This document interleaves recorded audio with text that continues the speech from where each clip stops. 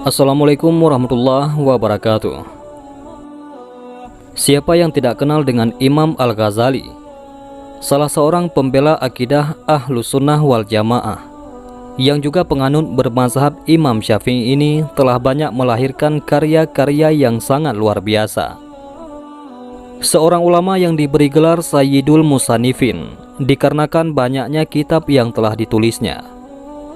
Pun beliau diberi gelar sebagai Hujjatul Islam atau pembela Islam, karena beliau memang seorang ulama yang gigih di dalam memberikan argumentasi tentang akidah-akidah Islam melawan paham-paham yang menyimpang waktu itu. Selain itu, beliau dikenal sebagai seorang filsuf dan ulama sufi yang menganjurkan kesucian hati atau tazkiyatun nufus. Kepribadian beliau dalam hal ini bisa dibaca melalui karya-karya tasawuf beliau seperti Al-Munqidh min Al-Dalal, Bidayatul Hidayah, Mukasyafatul Qulub, dan yang paling monumental adalah Ihya Ulumuddin. Namun terlepas dari kealiman dan kearifan beliau dalam hal ilmu hati, ternyata yang menjadikan beliau mendapat ridha Allah bukan dalamnya ilmu beliau, sederet karya maupun mujahadah ibadahnya, tetapi yang membuat Allah ridha padanya adalah karena pada suatu hari Imam Al-Ghazali memiliki kasih sayang dalam hatinya terhadap lalat yang sedang meminum tinta dari pena Imam Al-Ghazali. Berikut kisah Imam Al-Ghazali dan seekor lalat sebagaimana ditulis oleh Syekh Nawawi Banten di dalam mukadimah kitab Nasaihul Ibad ketika beliau mengutipkan hadis tentang anjuran mengasihi sesama makhluk.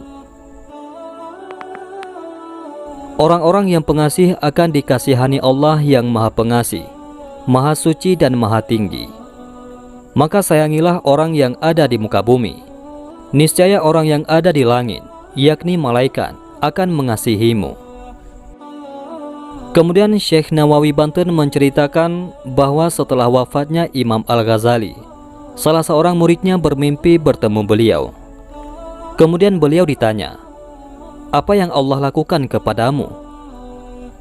Lalu beliau menjawab, "Allah membiarkan aku di hadapannya." Kemudian Allah bertanya, "Kenapa engkau dihadapkan kepadaku?" Maka aku menceritakan satu persatu amalku. Tetapi Allah berfirman kepadaku, "Amalmu tidak aku terima. Sesungguhnya aku hanya menerima amalmu yang pada suatu hari seekor lalat hinggap di atas tintamu dan menyedot tinta yang ada pada penamu, serta engkau membiarkannya karena kasihan terhadap lalat itu." Memang dulu ketika masih hidup, saat Imam Al-Ghazali tengah sibuk menulis kitab, hingga seekor lalat mengusiknya barang sejenak. Lalat usil itu haus dan tinta di depan mata menjadi sasaran minumnya. Sang imam yang merasa kasihan lantas berhenti menulis untuk memberi kesempatan si lalat melepas dahaga dari tintanya itu. Dan justru inilah amal Imam Al-Ghazali yang kemudian mendapat ridha Allah Subhanahu wa Ta'ala. Bukan karena kealimannya, bukan juga karena kesungguhannya di dalam mensucikan jiwa. Kemudian Allah berkata, "Masuklah bersama hambaku ke surga."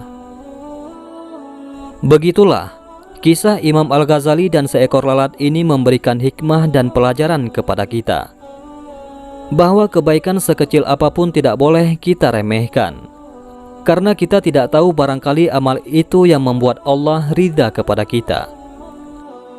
Sebagaimana Nabi mengajarkan ini dalam hadis yang diriwayatkan oleh Imam Abu Daud, "Janganlah meremehkan kebaikan sedikit pun, walau hanya berbicara kepada saudaramu dengan wajah yang tersenyum kepadanya. Amalan tersebut adalah bagian dari kebajikan." Hadis riwayat Abu Daud.